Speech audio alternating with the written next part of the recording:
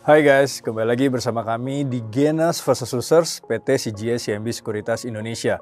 Kali ini kita akan membahas saham-saham yang masuk ke dalam top gainers maupun juga top losers periode 12 September sampai dengan 19 September tahun 2022.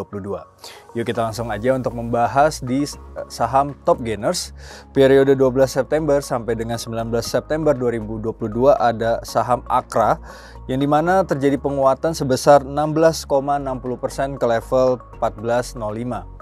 Nah, kalau kita perhatikan memang penguatan ini juga sejalan dengan adanya katalis positif di mana Akra ini menandatangani Sell and Purchase Agreement maksud saya atau SPA dengan Xinyi Glass Indonesia untuk pengembangan pabrik kaca di lahan seluas 37,5 hektar di JIIPE.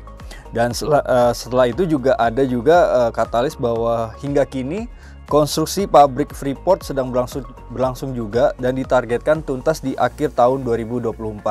Nah, tentunya kehadiran dari Freeport tersebut nih akan mendorong industri lain untuk masuk ke kawasan tersebut gitu ya. Sehingga ini juga berdampak positif terhadap pergerakan dari fundamental Akra maupun juga pergerakan dari saham Akra sendiri.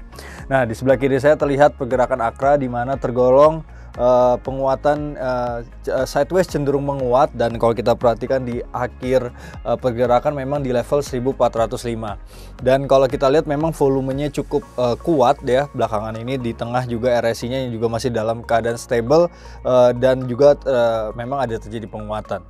Nah, kalau kita lihat dari pergerakan Akra ini memang beberapa support yang bisa diperhatikan adalah di level support 1310 dan juga support 1280, dimana bila ada kedua support tersebut kuat memang indikasinya adalah terjadinya penguatan berlanjut dengan resisten di 1450 dan juga resisten kedua di 1530. Demikian untuk saham dari gainers.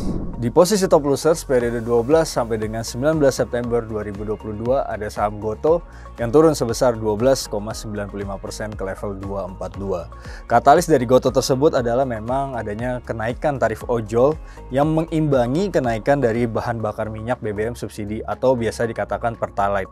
Dan tentunya secara platform memang negatif ya, karena memang adanya penurunan dari pengambilan maksimum. Biasanya Gojek mendapatkan 20%, sekarang menjadi 15%. Dan ini juga di sisi lain kita lihat bahwa mitra dari Gojek sendiri ini juga mendapatkan keuntungan ya dari sisi kenaikan tarif tersebut. Nah, di sebelah kiri saya terlihat dari pergerakan Gotoh yang dimana terjadi pelemahan ya di level sampai sekarang di level 242. Dan kalau kita perhatikan dari segi volume dan RSI ini masih memang tergolong untuk volume memang stabil, untuk RSI-nya memang cenderung agak sedikit mencoba ke area oversold. Nah, kalau kita perhatikan memang untuk level pergerakan Gotoh sendiri ke depannya ini akan menguji level support pertama di 230 dan 216 untuk level support kedua, dan bila kedua support tersebut kuat, peluang untuk rebound masih cukup terbuka secara short term dengan resisten di 252 dan 270. Demikian untuk saham yang masuk ke dalam top losers. Sekian gainers versus losers periode 12 sampai dengan 19 September 2022. Sampai jumpa pada gainers versus losers selanjutnya.